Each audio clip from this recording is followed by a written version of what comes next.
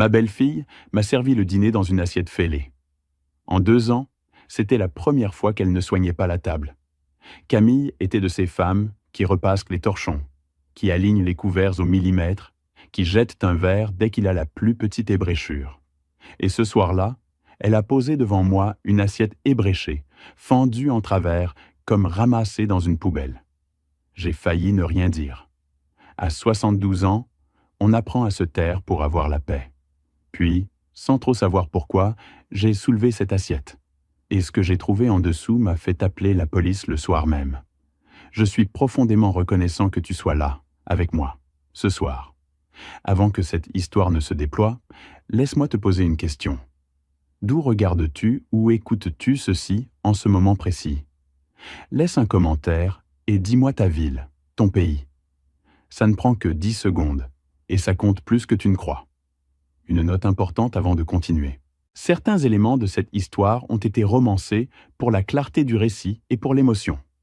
Toute ressemblance avec des personnes ou des faits réels serait une coïncidence, mais la leçon que tu vas entendre, elle, est entièrement vraie. Maintenant, commençons. Mes genoux protestaient à chaque marche de l'escalier qui montait à l'étage. 14 marches exactement. Je les avais comptées des milliers de fois depuis que j'habitais ce pavillon, depuis bien avant qu'Hélène ne s'en aille. À 72 ans, mon corps n'était plus celui d'avant, surtout après une journée passée à changer des serrures et à graisser des verrous dans la moitié du quartier. J'avais été serrurier toute ma vie. 40 ans à ouvrir des portes que les autres croyaient fermées pour toujours. C'est une ironie que je n'ai comprise que bien plus tard. C'était un vendredi de fin novembre. Le froid montait du sol carrelé et se glissait entre les os comme une lame. Notre maison, rue des Tilleuls, était un petit pavillon de meulière des années 60, étroit, accroché à ses voisins comme de vieux soldats qui se soutiennent par les épaules. Je l'avais payé sou à sou.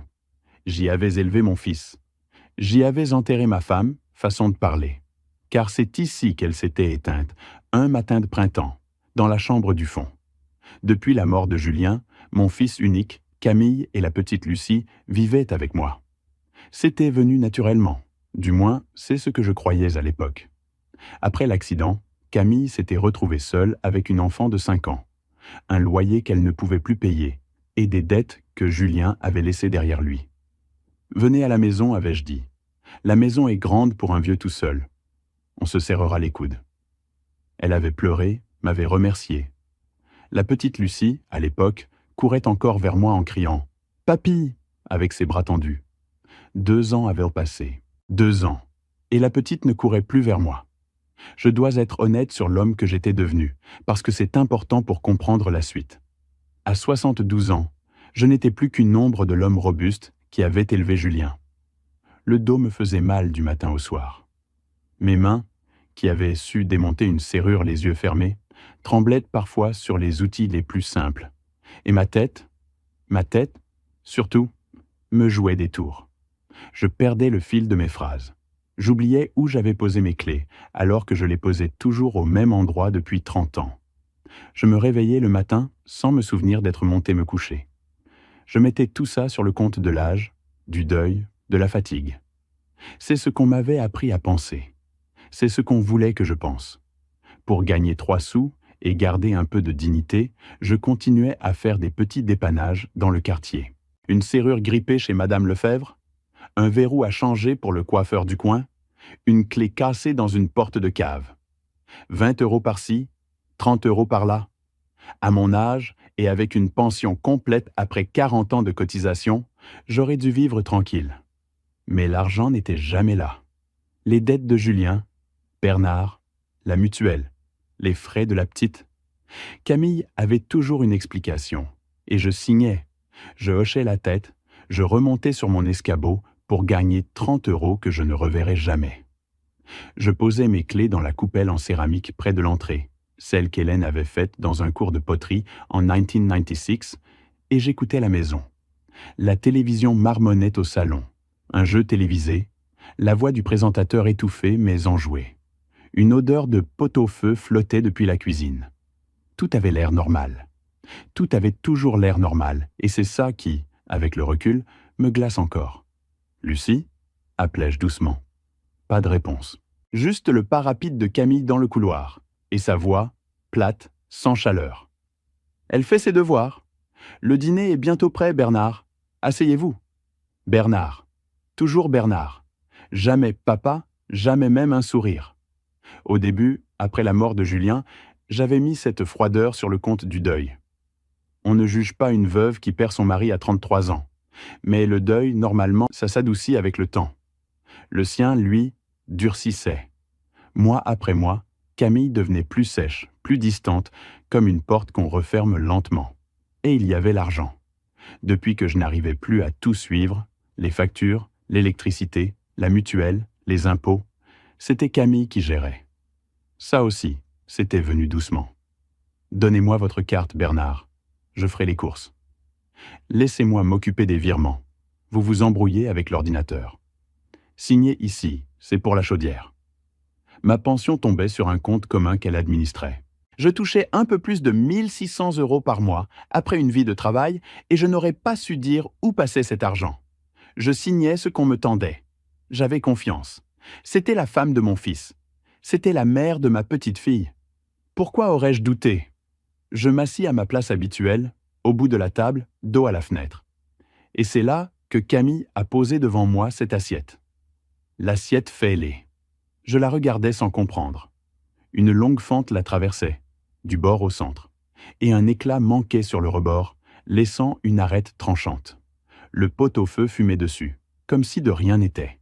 Camille servit la sienne dans une assiette intacte. Celle de Lucie aussi. Seule la mienne était abîmée. « Camille, dis-je, vous m'avez donné l'assiette cassée. » Elle ne me regarda pas. Elle s'assit, déplia sa serviette, fixa son verre.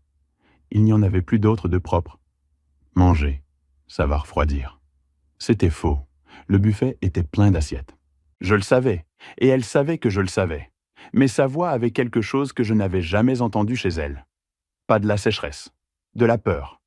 Ses mains tremblaient légèrement quand elle prit sa fourchette, et ses yeux, une seconde, glissèrent vers le couloir, vers le garage, puis revinrent à son assiette. J'allais protester. Et puis Lucie, en face de moi, fit quelque chose d'étrange. Elle me fixa droit dans les yeux, elle qui ne me regardait presque plus, et, très légèrement, baissa le menton vers mon assiette. Un signe, un tout petit signe. Mon cœur fit un bond bizarre dans ma poitrine. Je pris l'assiette par les bords, comme pour l'examiner, comme un vieil homme qui râle après la vaisselle. Et je la soulevai de quelques centimètres au-dessus de la nappe. Dessous, plié en 4, glissé entre le set de table et le bois, il y avait un morceau de papier. L'écriture était celle d'une enfant. Grosse, maladroite, appuyée si fort que le crayon avait failli percer le papier. 7 mots. 7 mots qui ont tout fait basculer. Papy, ne bois pas le thé, aide-nous. Je ne sais pas comment j'ai gardé mon calme. 40 ans à ouvrir des serrures dans le froid, dans la nuit, ça vous apprend à ne pas trembler quand il le faut. Je reposai l'assiette. Je dépliai ma propre serviette. Et je dis, d'une voix que je voulais ennuyer, « Bon, tant pis pour l'assiette. À mon âge, on ne va pas en faire un drame. » Camille relâcha un souffle qu'elle retenait. Lucie recommença à manger, les yeux baissés. Mais, à l'intérieur, j'étais en feu. Ne bois pas le thé. Tous les soirs, depuis des mois, Camille me préparait une infusion après le dîner. Ça vous aidera à dormir, Bernard. À votre âge, le sommeil, c'est important. Une infusion bien chaude, un peu trop sucrée, avec un goût légèrement amer que j'avais fini par trouver normal. Et tous les soirs, je m'endormais lourdement dans mon fauteuil, devant la télévision, et je me réveillais le matin la bouche pâteuse, l'esprit cotonneux, sans savoir comment j'étais monté me coucher. J'avais mis ça sur le compte de la vieillesse. Le médecin lui-même m'avait dit, lors de ma dernière visite, où Camille m'accompagnait toujours, où Camille parlait toujours à ma place, que monsieur perdait un peu la tête, c'est de son âge. Un peu la tête. Je repensais aux derniers mois, aux trous dans ma mémoire, aux papiers que je signais sans comprendre, à cette impression constante de marcher dans le brouillard, et à cette petite phrase, répétée par Camille devant le médecin, devant la voisine, devant le notaire un jour, où j'avais cru aller signer pour la chaudière. Mon beau-père n'a plus toute sa tête, vous savez. Une porte, dans ma poitrine, s'ouvrit lentement sur quelque chose de noir. Après le dîner, Camille débarrassa. Elle prit mon assiette fêlée, et je vis qu'elle vérifiait, d'un coup d'œil rapide, que le papier n'y était plus. Il était dans ma poche. Je l'avais glissé là pendant qu'elle se levait. Mon cœur cognait si fort que je croyais qu'elle l'entendait. « Je vous fais votre tisane, Bernard » demanda-t-elle, déjà tournée vers la bouilloire. « Pas ce soir, dis-je. J'ai l'estomac un peu barbouillé. Je vais juste me coucher tôt. » Elle se figea une seconde. Puis, comme vous voulez, je montai les 14 marches, plus lentement que jamais, en sentant son regard dans mon dos. Dans ma chambre, je fermai la porte, je m'assis sur le bord du lit et je dépliai le papier sous la lampe de chevet. « Papy, ne bois pas le thé, aide-nous. » 7 ans. Lucie avait 7 ans, et elle écrivait ça en cachette, glissée sous une assiette qu'elle avait dû casser exprès pour que je la remarque. Une enfant de 7 ans avait trouvé le seul moyen de me parler sans que personne ne l'entende. « Aide-nous. » Pas « aide-moi. » Nous, elle et sa mère. Je restai longtemps assis dans le noir, le papier entre mes doigts. Et là, dans cette chambre où ma femme était morte, je sentis une chose que je n'avais pas ressentie depuis des années. Pas du chagrin, de la rage. Une rage froide, propre, déterminée. Quelqu'un faisait du mal à ma petite fille sous mon propre toit. Quelqu'un me droguait dans ma propre maison avec ma propre théière. Et la femme de mon fils, que j'avais prise pour une ingrate, avait peut-être passé 2 ans à essayer de tenir debout dans une cage que je n'avais même pas vue. Mais qui? Qui tirait les ficelles? Le garage. Les yeux de Camille avaient glissé vers le garage. Je me levai, j'éteignis la lampe et je m'approchai de la fenêtre. De ma chambre, on voyait la cour et la porte du garage attenant au pavillon. Une lumière filtrait sous la porte, et une silhouette se découpait dans l'entrebâillement. Un homme, grand, large d'épaules. Pas Julien. Julien était mort. Pas le médecin, pas un livreur. Un homme que je n'avais jamais clairement vu, mais dont je commençais à comprendre qu'il vivait, lui aussi, sous mon toit. Dans mon garage, dans l'ombre de ma propre maison. Si tu es encore avec moi, écris simplement « Je suis là » dans les commentaires. Parce que ce que je vais te raconter maintenant, c'est le moment où j'ai compris dans quoi j'étais tombé. Et crois-moi, c'était bien pire que ce que cette petite assiette fêlée laissait deviner. Pour comprendre, il faut que je revienne en arrière. À l'accident. Julien est mort un mardi de janvier, il y a 2 ans. Il avait 33 ans. Il revenait, m'a-t-on dit, d'un chantier dans le nord, sur l'autoroute, par une nuit de verglas. Sa voiture avait quitté la route, percuté un pilier de pont. Mort sur le coup, selon le rapport. On nous avait dit qu'il n'avait pas souffert. C'est ce qu'on dit toujours. Julien était maçon, comme son grand-père. Un bon gars, travailleur, un peu trop confiant, un peu trop généreux avec les mauvaises personnes. Depuis quelques mois avant sa mort, il s'était associé à un homme pour monter une petite entreprise de rénovation. Un certain Damien Roussel. Je ne l'avais jamais vu à l'époque. Julien m'en parlait au téléphone, avec enthousiasme. « Tu verras, papa, ça va marcher du tonnerre. » Damien a des contacts, il sait y faire avec les banques, il s'occupe de toute la paperasse. Je me souviens d'avoir pensé que mon fils faisait beaucoup confiance à un homme qu'il connaissait depuis si peu. Quand Julien est mort, je me suis effondré. Hélène était déjà partie 2 ans plus tôt. Un cancer, vite, trop vite. Avec mon fils, c'est la dernière personne de mon sang, à part Lucie, qui disparaissait. J'ai traversé les mois qui ont suivi dans un brouillard de chagrin. Et c'est dans ce brouillard que Camille et Lucie sont venues vivre chez moi. Au début, ça allait. Camille était triste, mais douce. Lucie remplissait la maison de ses cris, de ses dessins, de ses questions. J'avais l'impression, malgré tout, que la vie continuait, que j'avais une raison de me lever. Et puis l'homme est apparu. La première fois, c'était environ 8 mois après l'emménagement. Je rentrais d'un dépannage et j'ai croisé, devant la maison, une berline grise que je ne connaissais pas. Dans le salon, un homme était assis, à l'aise, les jambes croisées, une tasse de café à la main. La quarantaine, costaud, cheveux courts bruns, le sourire facile. Camille était tendue à côté de lui. « Bernard, voici Damien, dit-elle, l'ancien associé de Julien. Il vient m'aider à régler les dettes de l'entreprise. » Damien s'était levé, m'avait serré la main avec une poigne trop ferme.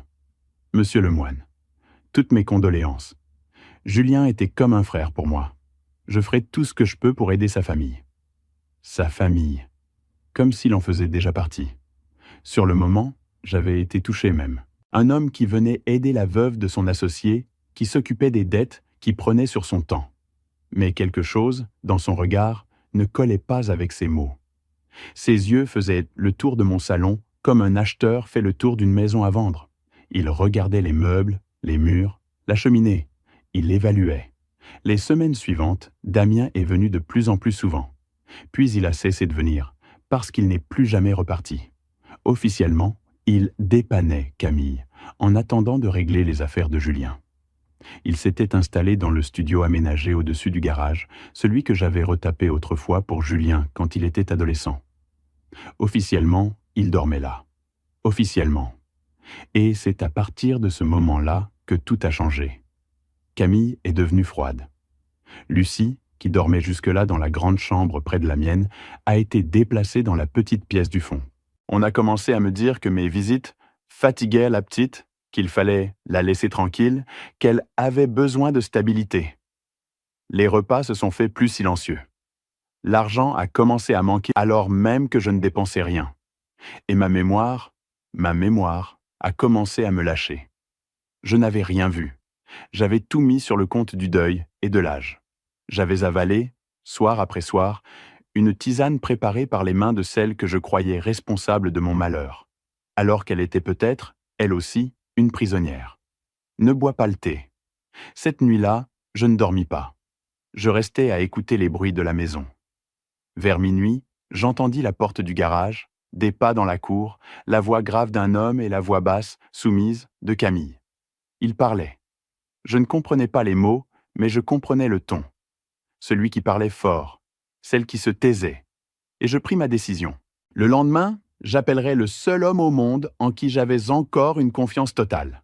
Roland. Mais avant Roland, il y eut Madame Lefebvre. Le lendemain matin, un samedi, je sortis tôt, sous prétexte d'aller chercher le pain. En réalité, je voulais juste respirer un air qui ne soit pas celui de cette maison. Le froid était vif, le ciel d'un gris d'ardoise. Et au coin de la rue, comme si elle m'attendait, je tombais sur Geneviève Lefebvre. Madame Lefebvre habitait 3 maisons plus loin. 75 ans, veuve depuis longtemps, ancienne institutrice. Une de ces femmes menues qui voient tout et ne disent rien, jusqu'au jour où elles décident de parler. Elle m'avait connu du temps d'Hélène. Nos femmes prenaient le café ensemble, autrefois. « Bernard », dit-elle à voix basse, en jetant un coup d'œil par-dessus mon épaule vers ma maison. « Il faut que je vous parle. Depuis longtemps, déjà. Mais je n'osais pas. » Quelque chose dans son ton me fit m'arrêter net. « Qu'est-ce qu'il y a, Geneviève ?» Elle se rapprocha, serra son manteau autour d'elle. « C'est l'homme, celui qui vit chez vous. Damien, c'est ça ?» Elle prononça le nom comme on prononce le nom d'une maladie.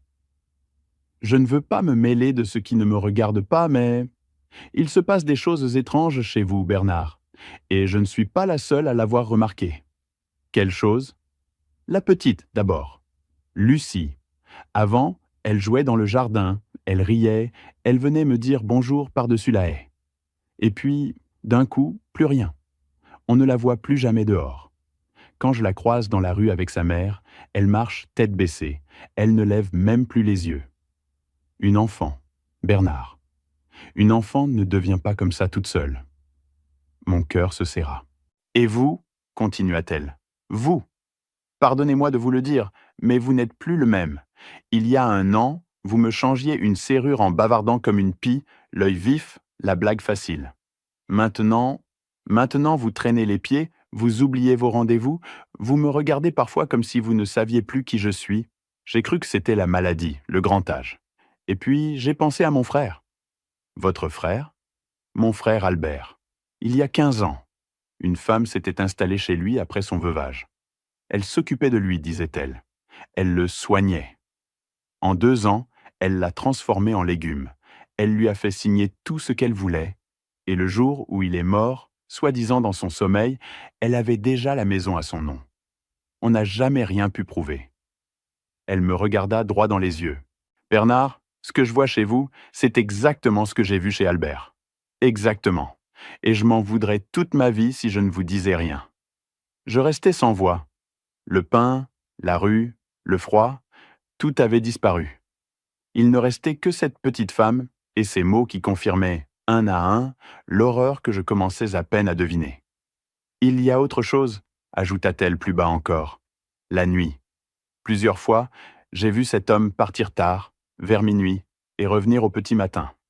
Et une fois, il y a un mois peut-être, il chargeait des cartons dans sa voiture. Des cartons et un vieux meuble. Je crois bien que c'était la commode d'Hélène, celle avec les fleurs sculptées. Il l'a chargée et il est parti avec. À minuit. On ne déménage pas un meuble à minuit, Bernard, à moins de ne pas vouloir être vu. La commode d'Hélène. Il vendait mes meubles. Il vidait ma maison, pièce par pièce, dans mon dos, pendant que je dormais d'un sommeil de plomb provoqué par sa drogue. Geneviève, dis-je d'une voix qui ne tremblait plus, mais qui était devenue dure comme la pierre. Merci. Vous venez peut-être de me sauver la vie. Et je vais avoir besoin de vous. Si je vous le demande, accepteriez-vous de répéter tout ça à la police? Elle redressa son petit menton. J'ai attendu 15 ans pour réparer ce que je n'ai pas su faire pour Albert. Alors oui, Bernard. 1000 fois oui. Je rentrai sans le pain. Camille me demanda où il était. Je dis que la boulangerie était fermée. Elle ne releva pas. Mais moi, désormais, j'avais 2 certitudes au lieu d'une. Et j'avais un témoin. Il était temps d'appeler Roland. Roland Mercier et moi, on se connaissait depuis le service militaire. Plus de 50 ans d'amitié. Pendant que je devenais serrurier, lui était entré dans la gendarmerie, puis dans la police judiciaire. Il avait terminé sa carrière comme commandant à la brigade financière avant de prendre sa retraite 5 ans plus tôt. Roland avait passé sa vie à débusquer des escrocs, des faussaires, des hommes qui dépouillaient les faibles avec un sourire et un stylo. S'il y avait un homme capable de voir clair dans cette histoire, c'était lui. Ce samedi-là, un peu plus tard, je rejoignis Roland. Au coin de la rue, hors de vue de la maison, je l'avais appelé d'un vieux téléphone que je gardais dans la boîte à gants de ma camionnette, une carte prépayée que personne ne surveillait. Parce que oui, j'avais déjà compris une chose. Mon propre téléphone, celui que Camille m'avait aidé à configurer, n'était peut-être pas si privé que ça. Roland, c'est Bernard. J'ai besoin de toi, tout de suite. C'est grave. 1 heure plus tard, j'étais assis dans la cuisine de Roland, dans son petit appartement près de la gare, une tasse de café devant moi à laquelle je ne touchais pas. Je lui racontais tout. L'assiette fêlée, le mot de Lucie, la tisane, les trous de mémoire, Damien dans le garage, l'argent qui disparaissait, les papiers que je signais sans les lire. Roland ne m'interrompit pas une seule fois. C'est ça, 50 ans d'amitié.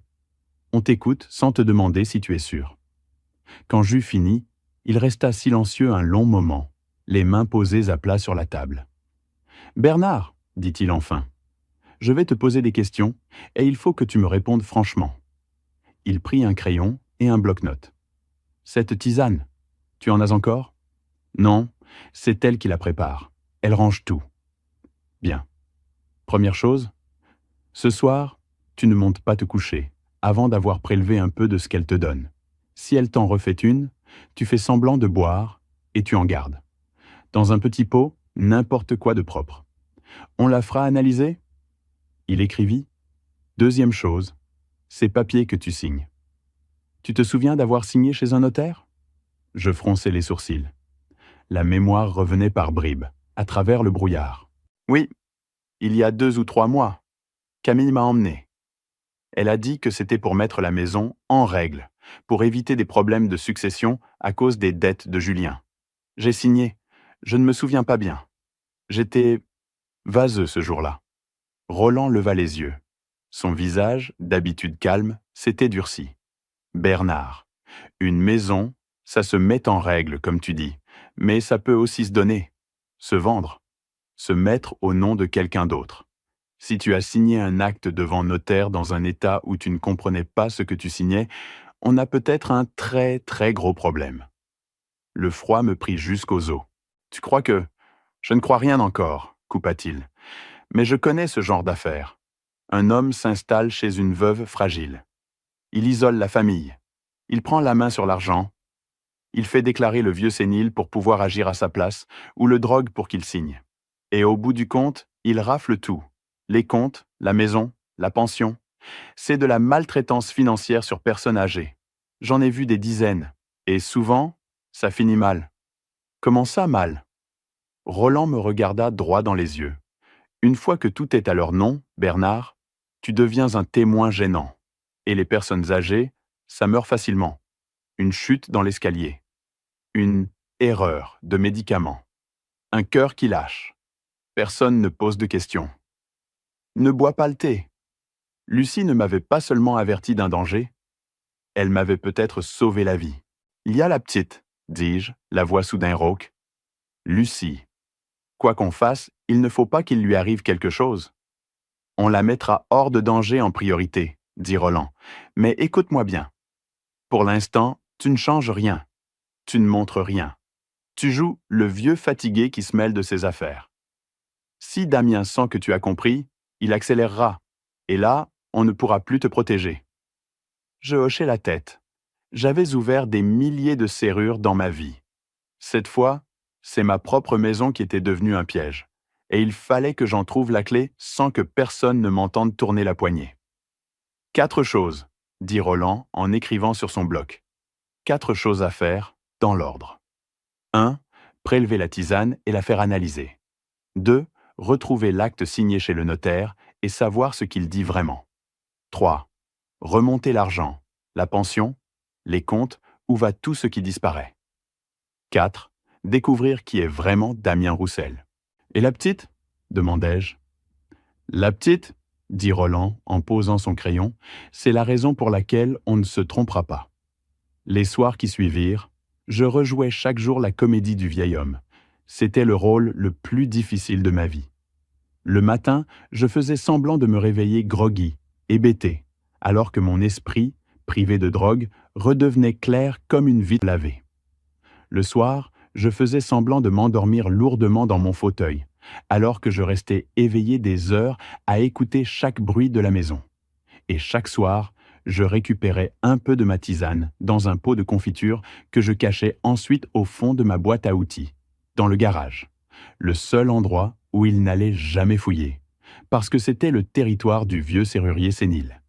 3 pots en 3 soirs. De quoi prouver l'empoisonnement de manière irréfutable. Pendant ces 3 jours, Roland tira ses fils de son côté, et moi, je devins une paire d'yeux à l'intérieur de la maison. La nuit, à la fenêtre de ma chambre, j'observais le garage, la cour, les allées et venues de Damien. Madame Lefebvre avait raison. Presque chaque nuit, vers minuit, la berline grise sortait sans bruit, phares éteints jusqu'au bout de la rue, et ne revenait qu'aux premières lueurs. Le 2e soir, je décidai de savoir où il allait. J'avais prévenu Roland par mon vieux téléphone.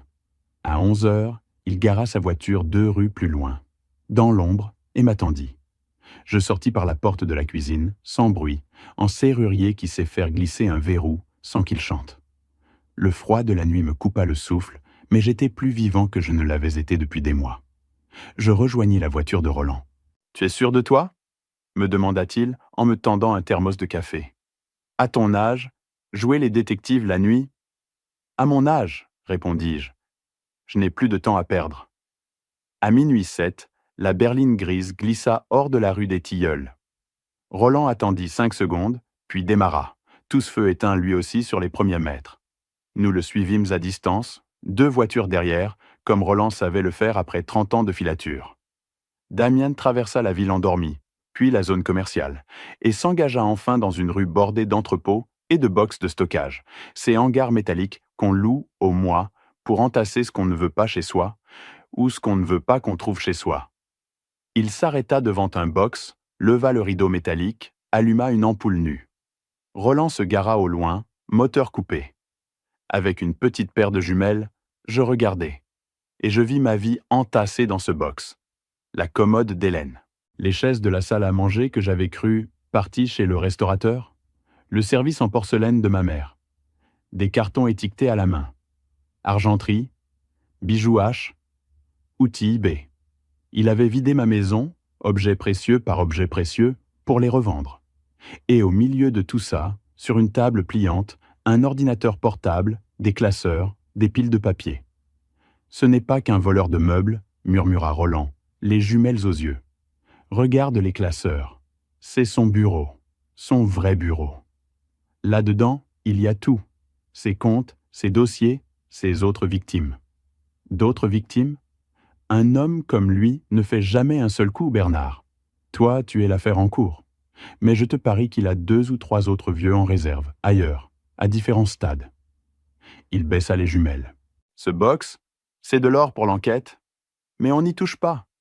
On le signale à la juge, on fait les choses dans les règles, sinon tout sera irrecevable. La seule chose qui compte cette nuit, c'est qu'on sait. Nous attendîmes.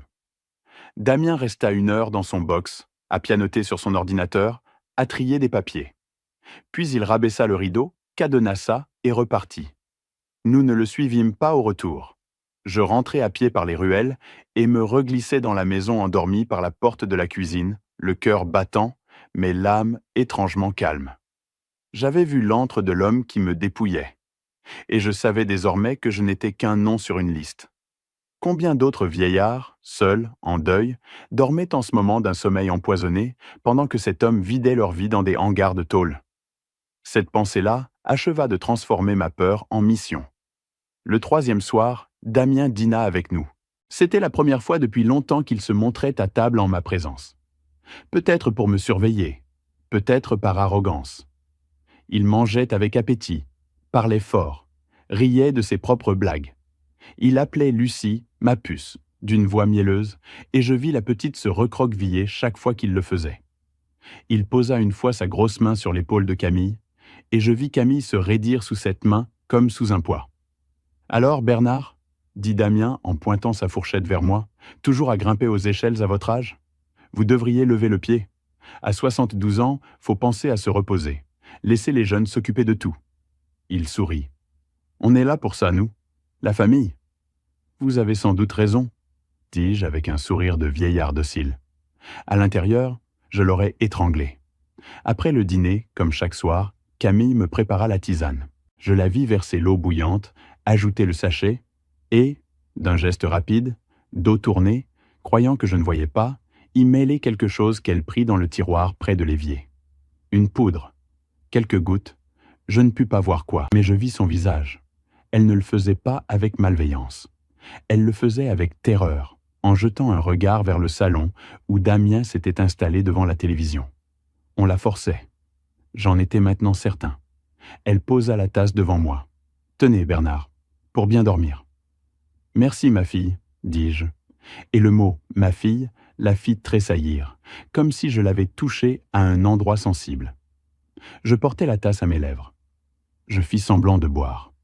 Puis, quand elle se détourna pour ranger, je me levai en grommelant « Je vais aux toilettes » et dans la salle de bain, je versai le contenu de la tasse dans un petit pot de confiture vide que j'avais glissé dans ma poche. Je revins, posai la tasse vide sur la table, m'installai dans mon fauteuil et fermai les yeux comme si le sommeil me prenait. Au bout d'un moment, j'entendis Damien à voix basse. « Il dort ? » « Il dort, » répondit Camille. « Toujours pareil. Dans 10 minutes, il sera complètement parti. » Bien. Un silence. Puis, demain, on retourne chez le notaire. Le rendez-vous est calé pour finaliser. Tu l'amèneras comme la dernière fois. Tu lui donnes sa dose le matin, il signe la donation et c'est réglé. Après, la maison est à nous, et le vieux, on verra. Damien, dit Camille, et sa voix tremblait. Je ne veux pas que... Enfin, tu avais dit qu'on le laisserait tranquille. Qu'il pourrait rester. Il restera. Le ton de Damien me glaça plus que tout le reste. Le temps qu'il faudra. Et après, les vieux, ça part dans son sommeil. C'est triste, mais c'est la vie. Je gardais les yeux fermés. Je gardais mon souffle régulier. Mais à l'intérieur, je hurlais. Demain. Il m'emmenait signé demain. Une donation. La maison. Et ensuite, ce qu'il appelait, le sourire dans la voix, partir dans son sommeil. Il me restait moins de 12 heures. Je ne dormis pas une seconde de la nuit. Allongé dans le noir, je réfléchis comme je n'avais pas réfléchi depuis des années. Le brouillard, privé de sa dose, commençait à se dissiper, et avec lui, l'esprit me revenait, clair et tranchant. Je ne pouvais pas refuser d'aller chez le notaire. Refuser, c'était montrer que j'avais compris, et Damien accélérerait. Mais je ne pouvais pas non plus signer. La solution, Roland me l'avait soufflé à l'aube par mon vieux téléphone, à voix basse, depuis la cour où j'étais sorti, prendre l'air. Tu y vas, m'avait dit Roland. Mais tu n'as pas pris ta dose, donc tu seras lucide. Tu fais semblant d'être groggy comme d'habitude. Et chez le notaire, au dernier moment, tu refuses de signer. Devant un officier public, ils ne peuvent rien te forcer. Tu dis que tu veux réfléchir, relire, consulter ton propre notaire. C'est ton droit absolu. Le notaire est tenu de vérifier ton consentement. Si tu dis non clairement, sobrement, devant lui, l'acte tombe à l'eau. Et ça nous donne le temps. Et si Damien comprend, il comprendra. Mais il sera dans un cabinet de notaire, avec témoins en plein jour. Il ne pourra rien faire sur le moment. Et pendant ce temps, moi, je m'occupe du reste. J'ai déjà passé des coups de fil cette nuit, Bernard. Tu vas voir, on va lui tomber dessus de partout à la fois. Le matin, Camille me prépara mon café et, j'en suis sûr, y glissa la dose du matin, dont avait parlé Damien. Je fis semblant de boire, je le versai dans l'évier quand elle eut le dos tourné. Je jouais l'homme lourd, lent, l'œil vague. On va où déjà? Demandai-je d'une voix pâteuse. Chez le notaire, Bernard, répondit Camille sans me regarder. Pour les papiers? Vous vous souvenez? Ah oui, les papiers. Lucie partait à l'école. Damien la conduisait, ce matin-là. Un détail qui me serra le cœur. L'idée de cette brute au volant, avec ma petite fille. Avant de monter dans la voiture, Lucie se retourna vers moi, et elle me fit un petit signe. Le même qu'à table. Un signe minuscule, plein d'espoir et de peur. Papy, j'ai laissé le mot. Tu as compris? Je hochai la tête, très légèrement. J'ai compris, ma chérie. Papy est là. Ses yeux s'illuminèrent une seconde avant que la portière ne se referme. Camille me conduisit en ville, à l'étude de maître Vasseur. Damien nous y rejoindrait après avoir déposé Lucie, avait-il dit. Dans la voiture, Camille ne parlait pas. Ses mains serrèrent le volant. À un feu rouge, je vis une larme couler le long de sa joue, qu'elle essuya rageusement. Camille, dis-je doucement. Elle sursauta. Quoi? Quoi que vous fassiez aujourd'hui, je sais que ce n'est pas vous. Elle me lança un regard terrifié, puis détourna les yeux. Je ne sais pas de quoi vous parlez. Vous êtes fatigué, Bernard. La tisane vous embrouille. La tisane, répétai-je. Et je laissai le mot flotter entre nous.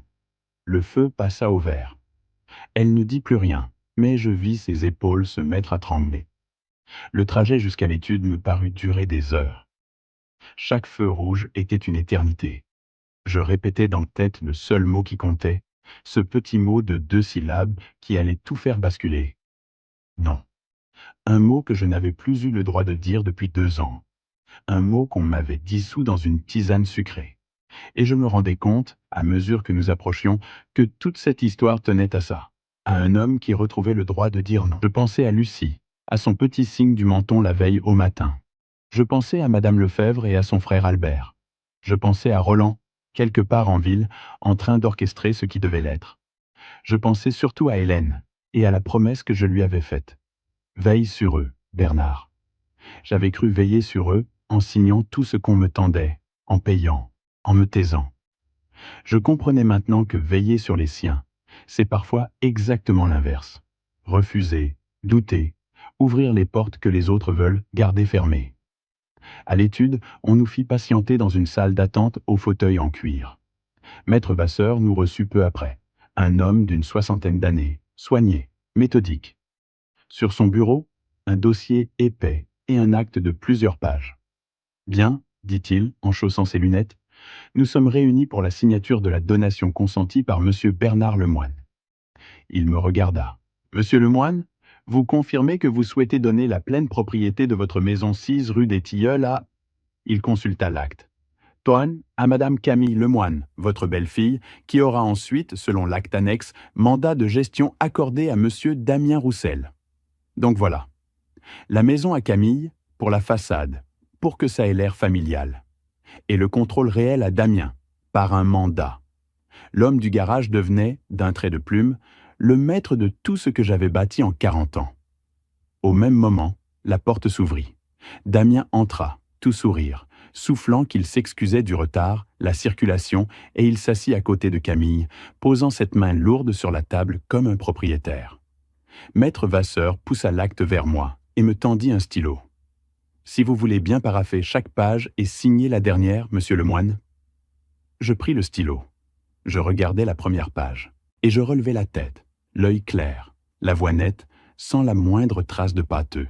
« Non. » Le silence tomba sur la pièce. « Pardon ?» fit le notaire. « Je ne signe pas, dis-je. Je ne donne ma maison à personne. Je n'ai jamais voulu la donner. Et je veux que l'on m'explique pourquoi on me fait avaler tous les soirs une tisane qui m'empêche de réfléchir. Et pourquoi j'ai déjà signé, il y a quelques mois, des papiers dans cette même étude, alors que j'étais à moitié inconscient. » Camille devint blanche. Damien, lui, perdit son sourire d'un coup. Une autre chose apparut sur son visage. Quelque chose de dur, de dangereux, qui ne s'embarrassait plus de comédie. « Bernard, dit-il d'une voix basse et menaçante, vous délirez. Maître, je vous l'ai dit, mon beau-père perd la tête. Il a des moments de confusion, de paranoïa. Le médecin peut en témoigner. » Vraiment ? Une nouvelle voix, depuis la porte. Roland. Il était entré sans bruit, accompagné d'une femme en tailleur que je ne connaissais pas et de 2 hommes au maintien que je reconnus tout de suite. Des policiers, même en civil, ça se voit. « Bonjour, dit Roland. Commandant Mercier, police judiciaire. À la retraite, mais je vous présente le capitaine Delaunay, brigade de protection des personnes vulnérables, et madame qui est procureure adjointe. Nous aimerions, monsieur Roussel, vous poser quelques questions. Et avant tout, maître Vasseur, je vous demanderai de ne valider aucune signature aujourd'hui.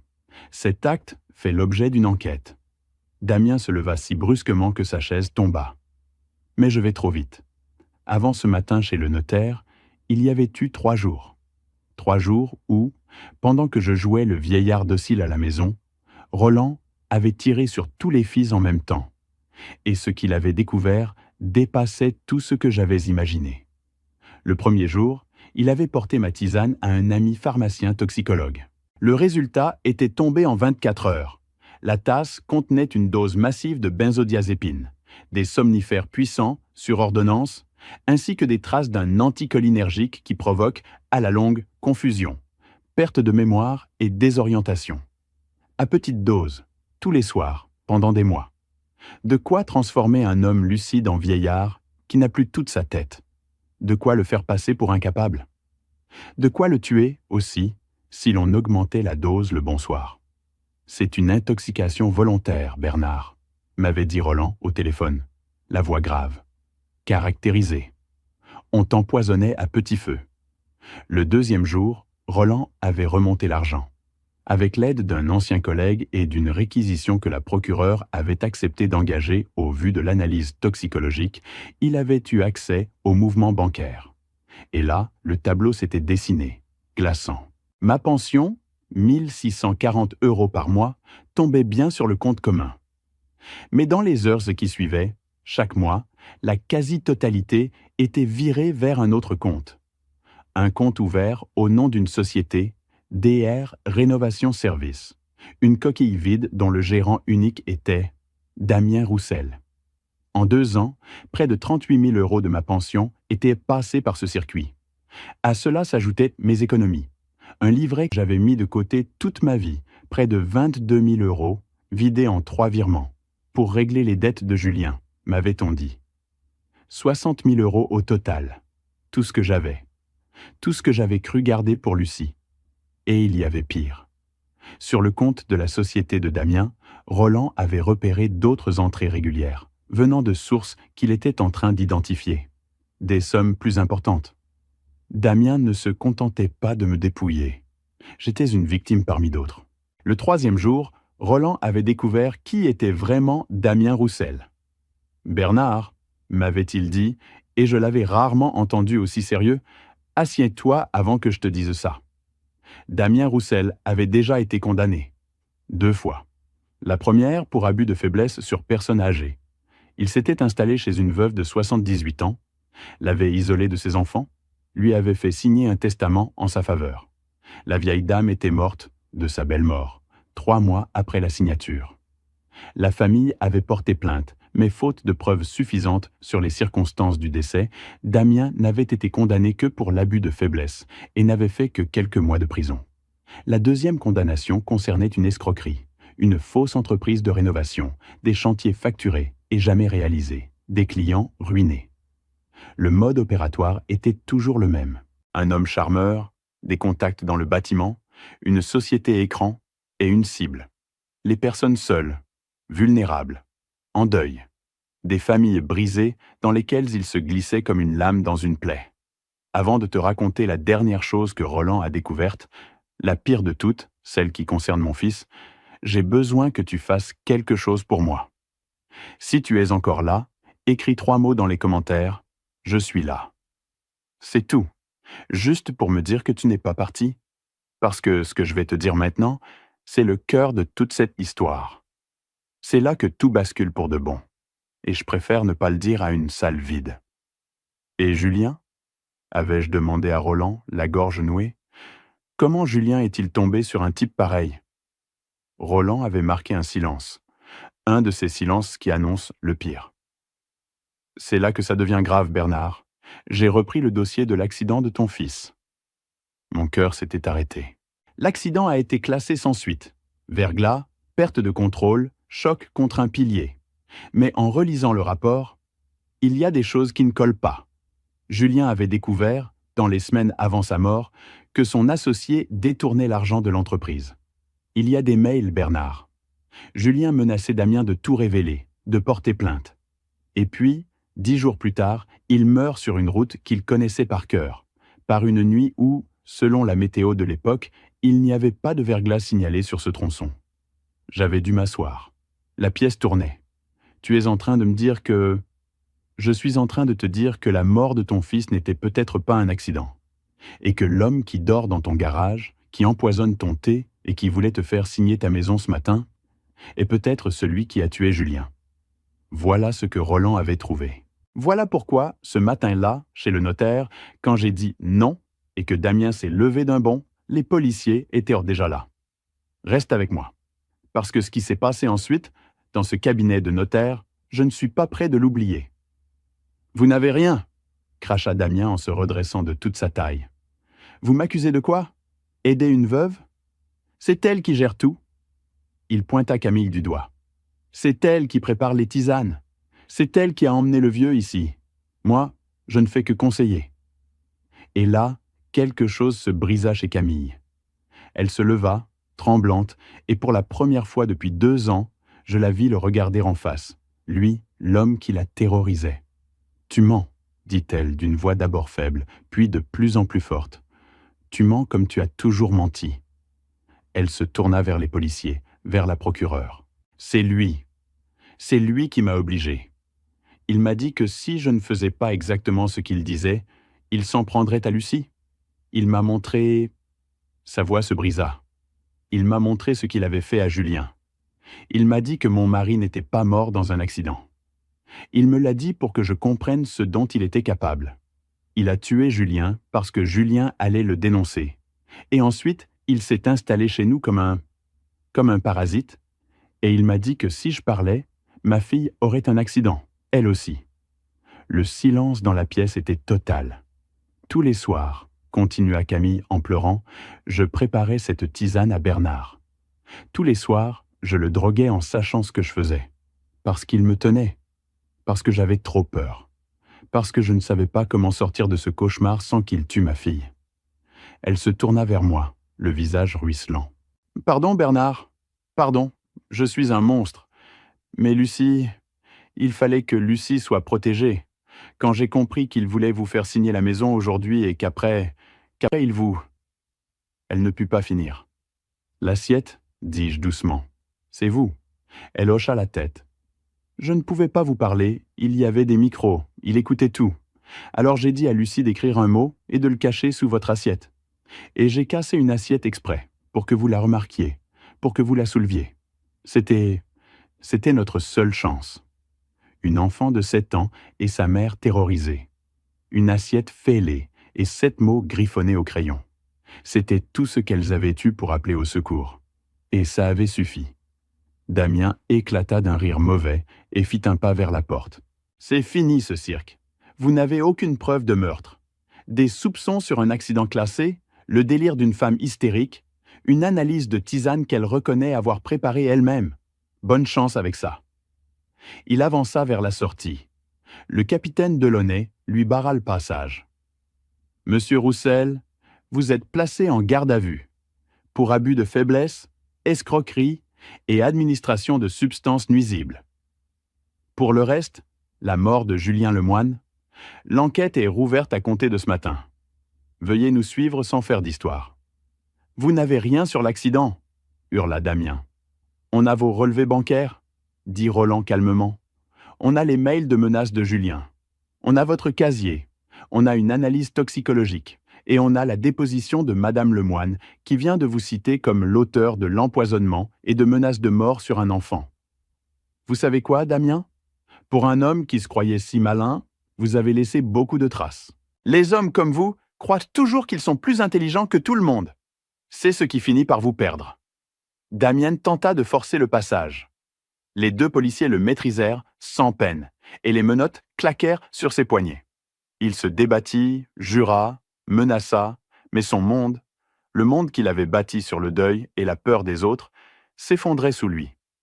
Quand on le fit sortir, il croisa mon regard. « Tu paieras pour ça, vieux ?» ?»« Non, répondis-je. Toi, tu vas payer.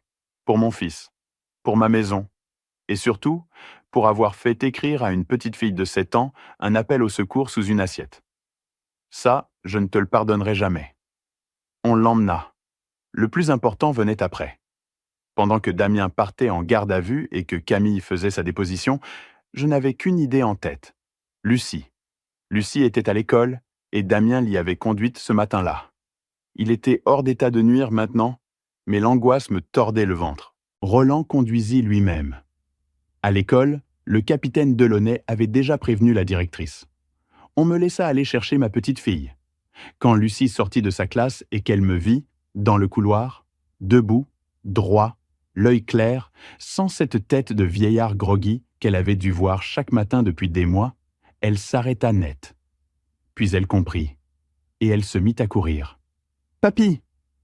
Elle se jeta dans mes bras avec une force que je ne lui connaissais plus.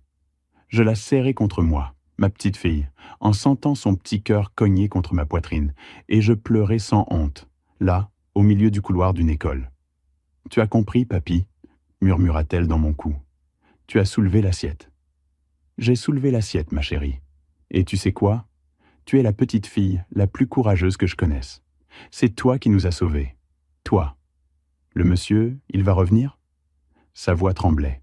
Je m'agenouillai, malgré mes genoux, et je pris son petit visage dans mes mains. Non, plus jamais, je te le promets.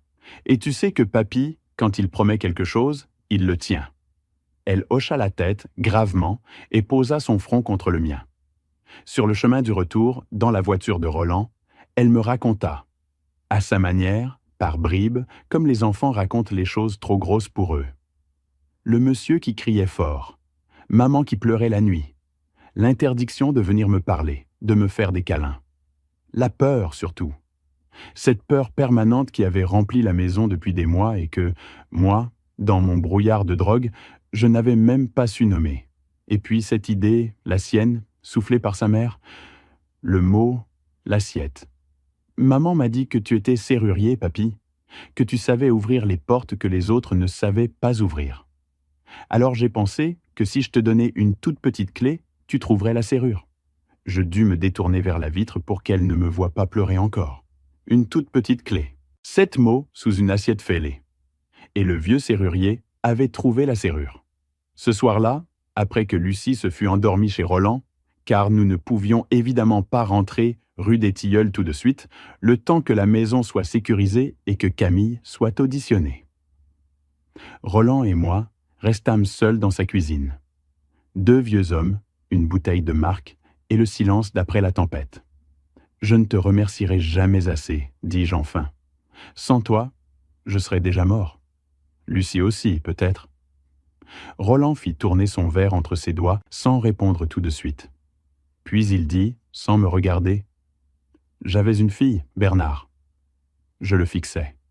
En 50 ans, il ne m'en avait jamais parlé. « Élise, continua-t-il, tu ne l'as jamais connue. Elle est morte il y a 12 ans. Elle avait 26 ans. » Il but une gorgée. Elle s'était mise avec un type, un homme plus âgé, charmeur, qui la coupait peu à peu de nous. On ne la voyait plus. Quand on l'appelait, c'était lui qui répondait ou elle qui parlait d'une voix qu'on ne lui connaissait pas. Ma femme me disait « Roland, il y a quelque chose qui ne va pas. Fais quelque chose, tu es flic. » Et moi, le grand commandant de la PJ qui démontait des réseaux entiers, je n'ai rien fait. Je me disais qu'elle était adulte, que c'était leurs affaires, que je me faisais des idées. Sa mâchoire se crispa. Un soir, on l'a retrouvée au bas de son escalier. Chute accidentelle, a-t-on conclu. Mais moi, j'ai vu le dossier. J'ai vu les hématomes qui n'allaient pas avec une chute. J'ai su, et je n'ai jamais rien pu prouver. Le type a disparu dans la nature avec ce qu'il restait de l'argent d'Élise. Affaire classée. Le silence retomba entre nous, lourd. Voilà pourquoi, quand tu m'as appelé, reprit-il, la voix enrouée, je n'ai pas hésité une seconde. Parce que cette fois, Bernard, cette fois j'avais une chance de faire ce que je n'avais pas su faire pour ma fille. D'arriver à temps. De ne pas me dire « je me fais des idées ». Il leva les yeux vers moi, et ils étaient humides. On l'a eu, Bernard. On est arrivé à temps. Pour Lucie, pour toi, et un peu pour Élise. Je posai ma main sur la sienne. 2 vieilles mains abîmées par la vie. Nous ne dîmes plus rien. Il n'y avait plus rien à dire. 2 pères, 2 enfants perdus, 2 histoires différentes, mais le même besoin de justice, et la même promesse, enfin tenue pour l'un, à défaut de l'autre. Les mois qui suivirent furent longs et difficiles, mais c'était une difficulté propre, une difficulté qui menait quelque part, pas le marécage des 2 années précédentes. L'acte de donation que j'avais signé sous emprise fut annulé. Maître Vasseur lui-même, atterré d'avoir été ainsi instrumentalisé, fournit son concours à l'enquête et l'expertise médicale établit sans peine que mes signatures précédentes avaient été obtenues alors que j'étais sous l'effet de substances. La maison redevint la mienne, pleinement, définitivement. L'enquête financière permit de remonter le circuit de l'argent. Une partie put être récupérée sur les comptes de la société de Damien et sur ses biens saisis. Pas tout, mais une partie. Et le box. Le fameux box de stockage que nous avions repéré la nuit de notre guet fut perquisitionné en règle. Ce que les enquêteurs y trouvèrent dépassa nos pires craintes. Mes meubles, oui, la commode d'Hélène me fut rendue, et je ne pus pas la regarder sans pleurer pendant des semaines. Mais aussi les classeurs. Et dans ces classeurs, l'horreur méthodique d'un prédateur. Damien Roussel ne s'était pas attaqué qu'à moi.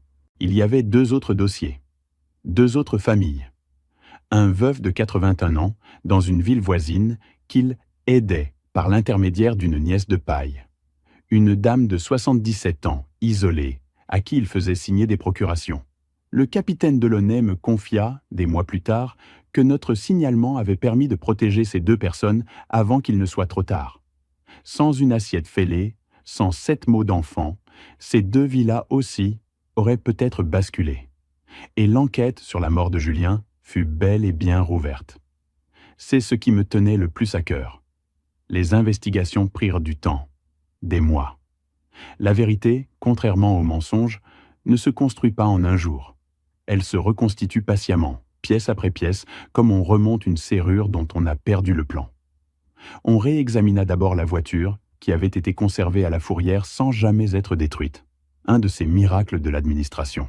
Un expert automobile découvrit, sur le système de freinage, des traces d'intervention qui n'avaient rien à voir avec un accident dû au verglas.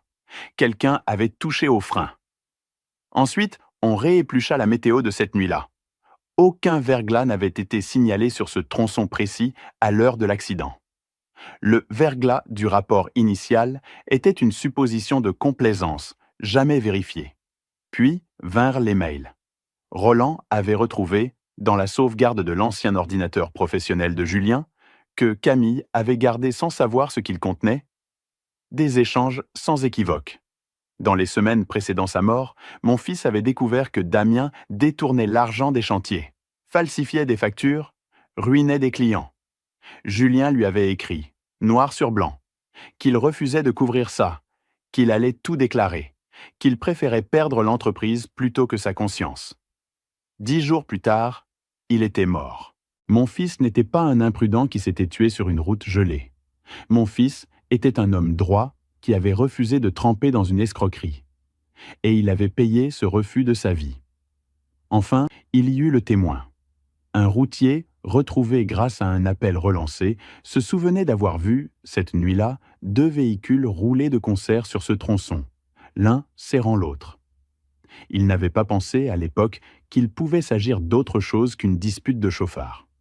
Recoupé avec la géolocalisation reconstituée du téléphone de Damien, qui le plaçait sur cette autoroute à cette heure, alors qu'il avait toujours affirmé être chez lui, son témoignage acheva de fermer le piège.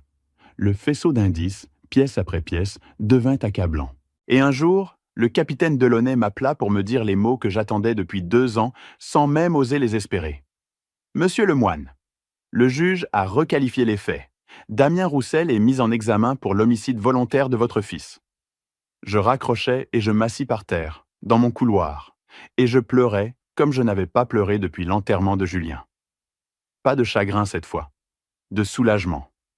La vérité, enfin, était sortie de terre. Je n'oublierai jamais le procès. La salle était comble. J'étais au premier rang, la petite main de Lucie dans la mienne. Non, en vérité, Lucie n'était pas dans la salle pendant les audiences difficiles. Elle attendait dehors avec une éducatrice et ne m'accompagnait que pour le verdict.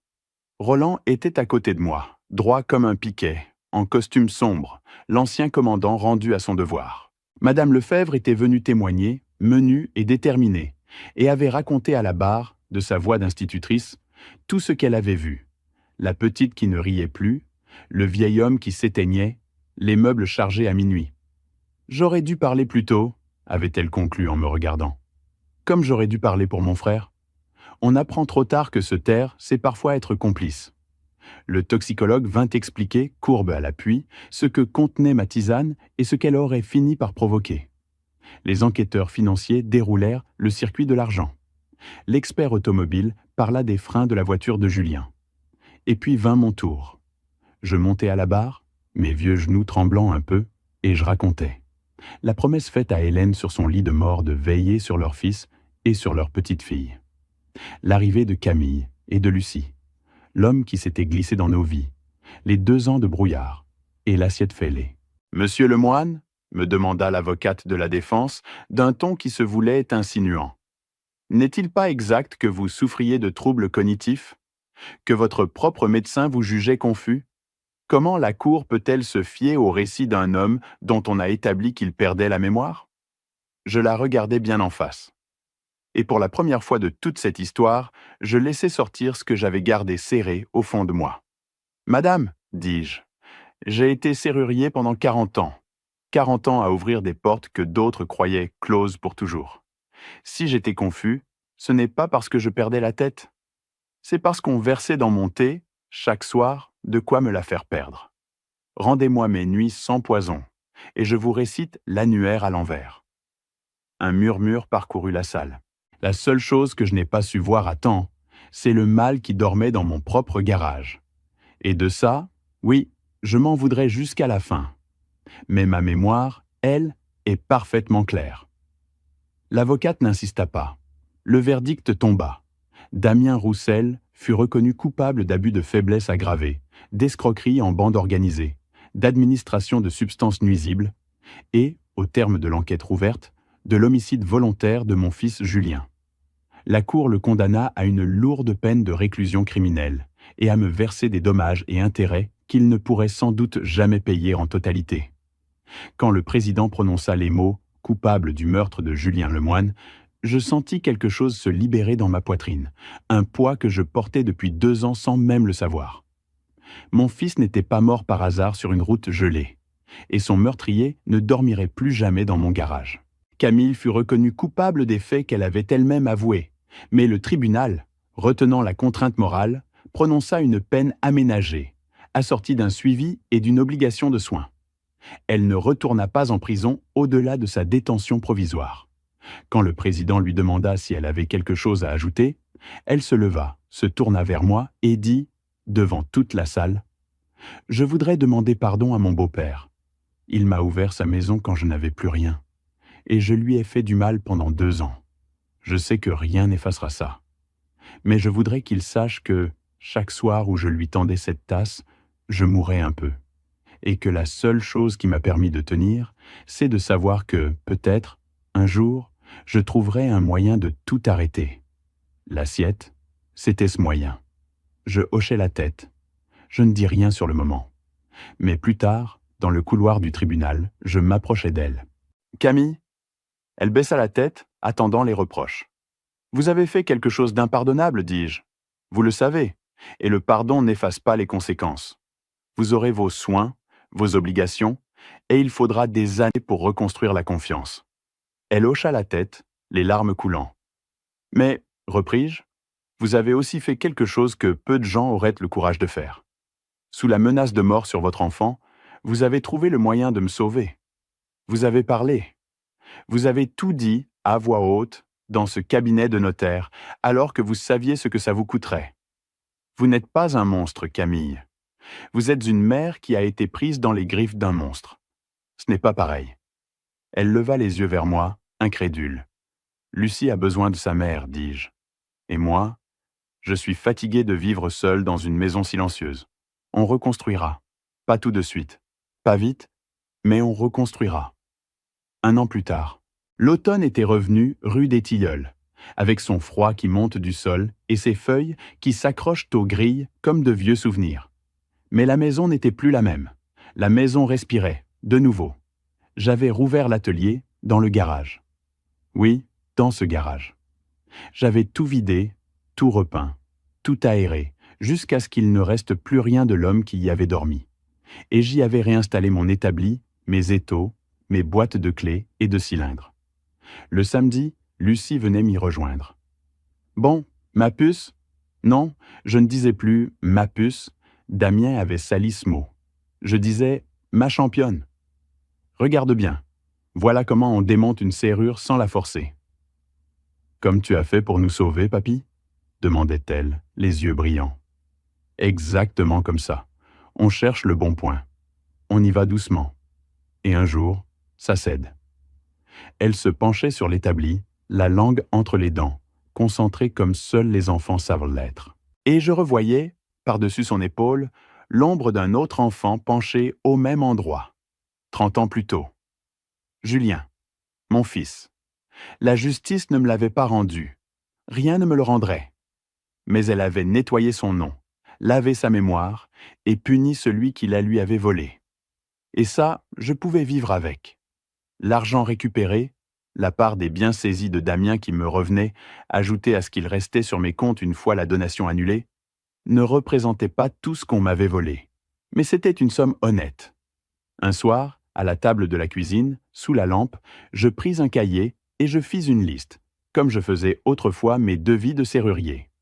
En haut de la liste, j'écrivis « Pour Lucie ». La plus grosse part irait dans un placement bloqué, à son nom, auquel elle pourrait toucher à sa majorité.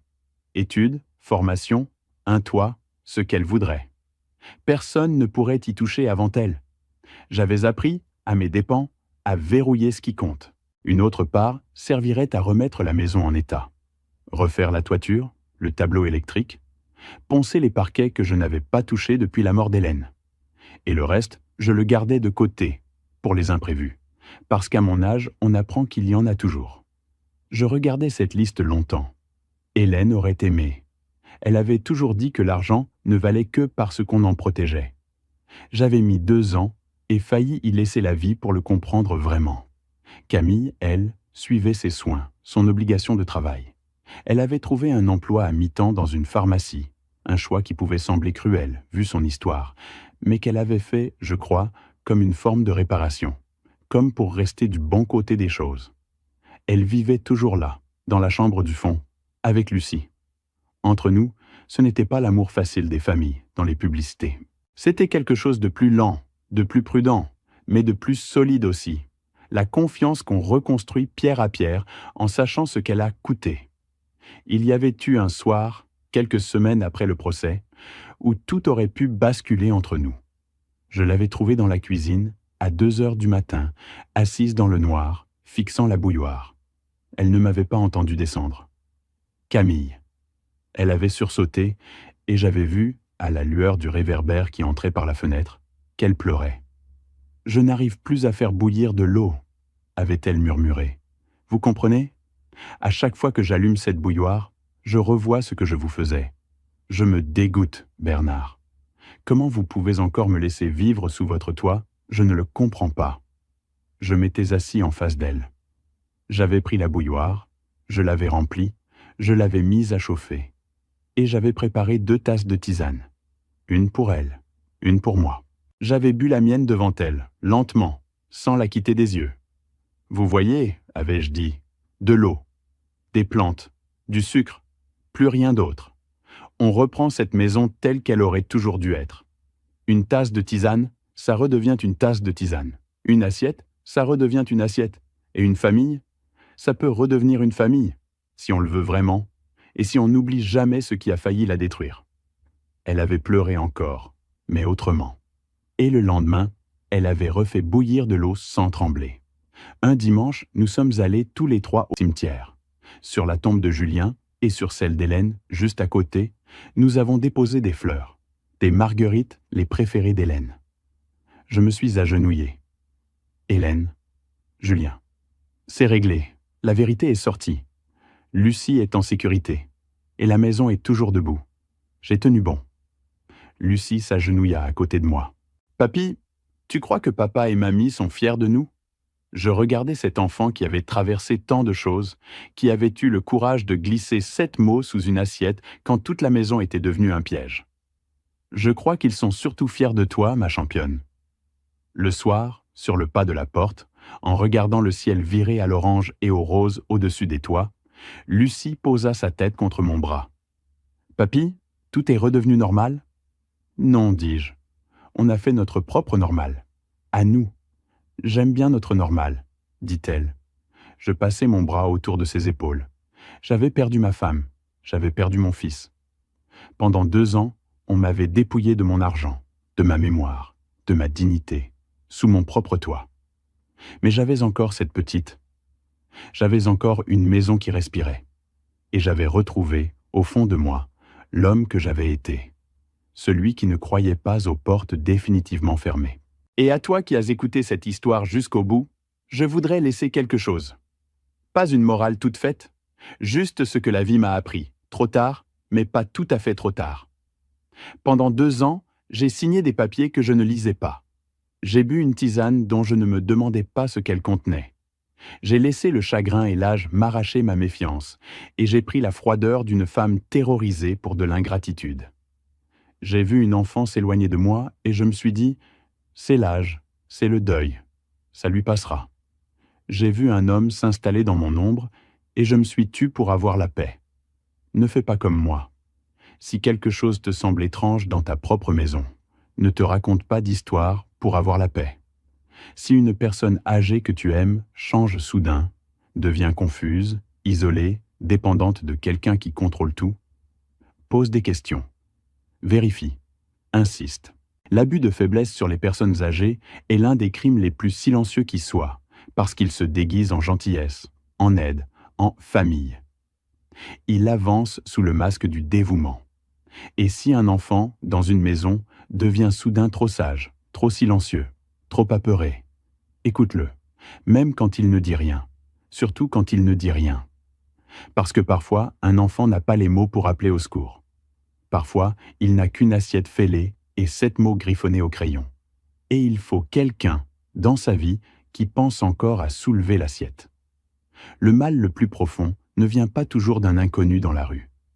Il vient parfois s'asseoir à ta table, te sourire, t'appeler la famille, et te tendre une tasse de thé bien chaude en te disant que c'est pour ton bien. Mais la vérité finit toujours par remonter. Toujours. Il faut juste, quelquefois, un peu de courage, un vieil ami fidèle, une enfant plus brave que nous tous, et le réflexe de soulever ce qu'on nous pose devant les yeux pour regarder ce qu'il y a dessous. Lucie grandit maintenant, forte, droite, lumineuse. Et chaque soir, quand je la regarde dormir, je remercie le ciel de m'avoir donné la chance de la protéger et de lui offrir un avenir qui ne repose plus sur le mensonge ni sur la peur. Parfois, le samedi, à l'atelier, elle me demande de lui réapprendre à crocheter une serrure. Elle a 7 ans, bientôt 8, et déjà ses petits doigts trouvent le point de résistance, ce moment précis où le mécanisme cède. « Doucement, papy », dit-elle en répétant mes propres mots. On cherche le bon point, et un jour ça s'ouvre. Et je me dis que je ne lui transmets pas seulement un métier. Je lui transmets une manière de regarder le monde. Ne jamais croire qu'une porte est fermée pour toujours. Ne jamais accepter une serrure sans en chercher la clé. Et toujours, toujours, soulever l'assiette pour voir ce qu'il y a dessous. Si cette histoire t'a touché, laisse un commentaire en dessous, partage-la avec quelqu'un qui a peut-être, en ce moment même, un parent âgé seul face à une aide qui n'en est pas une. Et n'oublie pas de t'abonner pour d'autres histoires sur la vérité, la justice et la force des liens familiaux. Merci d'être resté avec moi jusqu'au bout. Ton temps compte et je te suis reconnaissant de l'avoir passé ici. Une dernière note. Les histoires de cette chaîne peuvent contenir des éléments fictifs créés à des fins narratives et pédagogiques. Si ce contenu n'est pas pour toi, tu peux chercher quelque chose qui te correspond mieux. Mais si tu es là pour de vraies leçons sur la vie, la vigilance et la résilience, alors sois le bienvenu.